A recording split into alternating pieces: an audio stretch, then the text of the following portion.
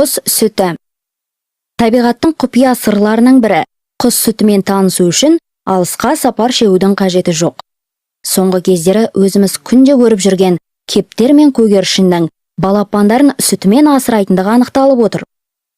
Жұмыртқа қабығын жаңа ғана жарып шыққан кептер балапандары ұзын тұмсықтарын аналарының жұтқыншағына сұғып жатқанын көруге болады. Сөйтсе олар одан сүт еміп тамақтанады екен. Балапандары жарық дүниеге келгенше көгершінің жем сауында ақ түсті ботқа тәрізді зат түзіледі.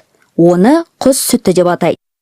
Үй көгершіндерінің жем сауынан сүт бөлінуі 18 күнге дейін созылады. Одан әрі өсіп келе жатқан балапандары басқа азық түрлермен қоректенуге көшеді. Ал жабайы көгершіннің балапандарын сүтпен қоректендіру мерзімі ұзағырақ. Антарктидада тіршілік ететін император пингвиндер де балапандарын сұйық ботқа тәрізді азықпен қоректендіреді. Мұндай зат олардың өңеш пен қарын қабырғаларында жасалынады. Бұл құстың ерекшелігі қақаған Антарктида қысында өсіп өнеді. Ол жерлерде қыста боран жиі соғатын болса, температура 80 градусқа дейін төмендейді. Пингвиндер ауа райының осындай ауыр жағдайына қарамастан қар үстінде жұмыртқалайды. Олар тапқан жалғыз жұмыртқаларын аталықтарының қамқорлығына береді. Өздері семіру үшін мұхит жағасына кетеді.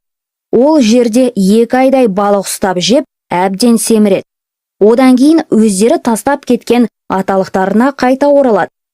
Бұл кезде аталықтары балапандарын басып шығарады.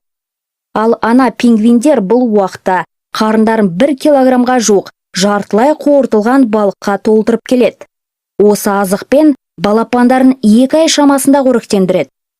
Пингвиннің жалғыз баласы 2 айда 1 килограммдай қоректі азық етіп, бірнеше килограмм салмақ қосады. Шын мәнісінде анасының қарнына жинап әкелген азығы көп болғанда 2 жетіге ғана жетеді. Одан кейін анасы баласын өңеші мен қарын қабырғаларынан бөлінетін айрықша сүтімен тамақтандырады.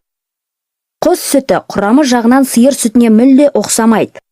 Сыртқы түріне қарағанда сүтке емес, ақ ірімшікке көбірек ұқсайды. Қолданылуы кәдімгі сүттің қолданылуы.